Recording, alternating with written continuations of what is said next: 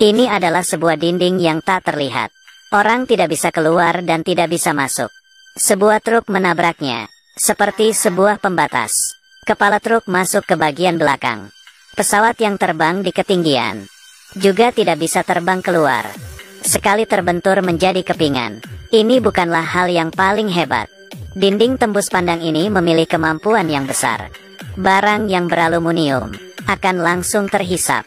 Tidak peduli di badan ada barang sekecil apapun, atau lonceng yang di dalam gedung. Kekuatan hisap yang besar ini bahkan bisa menerbangkan Da Zhuang yang 200 kg. Sol yang anti licin pun juga tidak ada gunanya. Tetap saja dihisap. Kunci di tangan Xiao Mei pun juga besi. Tiba-tiba, sebuah tong terhisap ke dinding, membuat kedua orang terkejut. Di saat kedua orang merasa beruntung, sebuah mobil mulai bergerak. Di saat mobil akan menabrak, Xiao Mei buru-buru membuka borgol Da Zhuang. Da Zhuang menghindar dari bahaya. Xiao Mei pun tertabrak mobil dan meninggal. Di sisi lain lebih parah. Panci semuanya ditarik. Sekotak pisau juga berterbangan ke arah pintu. Orang-orang panik berlari keluar, dan rumah itu hancur. Kemudian Da Zhuang dan yang lainnya meneliti. Jika tidak secepatnya mencari solusi, satu kota akan menjadi hancur. Di saat itu, dinding transparan terjadi hal yang mengerikan. Semua sampul mulai terang dan gelap. Tidak berhentinya memunculkan suara. Ercui yang mendengar langsung pingsan. Orang di luar juga sama. Satu demi satu pingsan. Yang aneh adalah hanya Da Zhuang dan beberapa orang yang tidak pingsan. Apa dia mempunyai suatu hubungan dengan dinding transparan? Orang-orang yang mendengar suara pingsan. Suara seperti ini berkelanjutan selama 2 menit. Selain Da Zhuang dan beberapa orang, sisanya pingsan. Ya ampun, sebenarnya apa yang terjadi? Xiao Shuai menangis di samping anaknya. Kemudian dia memutuskan untuk gantung diri, meletakkan tali di lehernya, dan perlahan-lahan mengatur nafas, bersiap untuk gantung diri. Tiba-tiba, Da Zhuang menghampirinya. Xiao Shuai menggunakan kakinya menendang papan, dan langsung jatuh ke bawah. Untungnya wanita ini memutuskan tali dan menolongnya. Kemudian hal yang aneh terjadi. Medan magnet dinding transparan perlahan-lahan menghilang. Orang yang pingsan pun mulai siuman.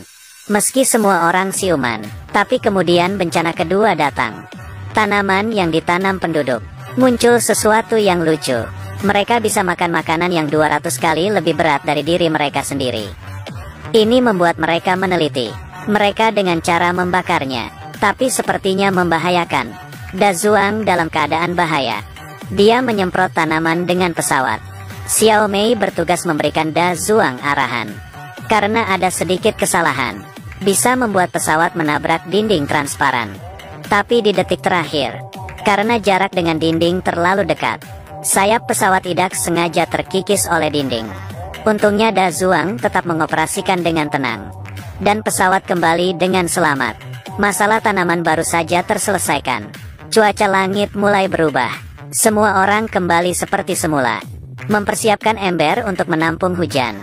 Tapi mereka bingung melihat air hujan. Ya Tuhan, air hujan ternyata berwarna merah. Apakah ini gula anggur? Seorang gadis menyentuhnya, dan langsung menariknya karena sakit. Ini adalah bencana ketiga. Setelah Xiao Mei meneliti, hal ini disebabkan oleh alga.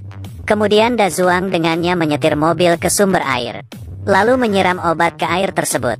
Menyiram selama sejam. Air hujan yang berwarna merah perlahan kembali normal.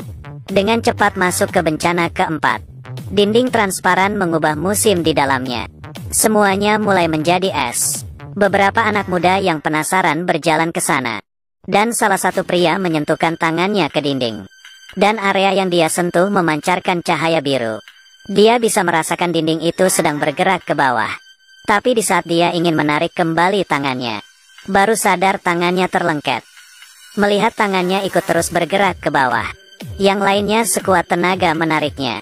Dan akhirnya tangannya terlepas. Ya ampun, kalau terlambat selangkah saja, tangan kanannya yang berharga mungkin saja sudah tidak ada. Tidak lama kemudian, setelah dinding memunculkan suara lagi, akhirnya berhenti bergerak. Beberapa orang meletakkan tangannya di dinding, merasakan fenomena aneh. Tiba-tiba, kemudian dinding mulai menyusut dengan cepat, dan tanah terbelah. Kemudian mereka di dalam hutan, menemukan lubang sedalam 50 meter. Beberapa orang mengikat tali, dan sampai di dasar lubang. Ini adalah lubang yang terbentuk alami. Tapi karena getaran yang tidak berhenti, mereka lebih baik kembali ke atas. Melihat sekitar lingkungan semakin parah, dan tidak berhentinya menyusut, lubang di depan mata adalah satu-satunya kesempatan mereka keluar. Jadi Da Zuang memanggil seluruh penduduk untuk membagi kelompok, dan bersiap-siap untuk turun ke bawah mencari jalan keluar bersama-sama. Karena tinggal di sini, pasti akan mati. Semua orang demi bertahan hidup, tanpa ragu masuk ke dalam lubang yang dalam. Mereka berjalan dengan rapi, hati-hati melangkah melalui celah-celah. Tak lama berjalan, di dalam dinding dipenuhi kupu-kupu. Seperti di dalam mimpi, semua orang yang melihat pun terbengong.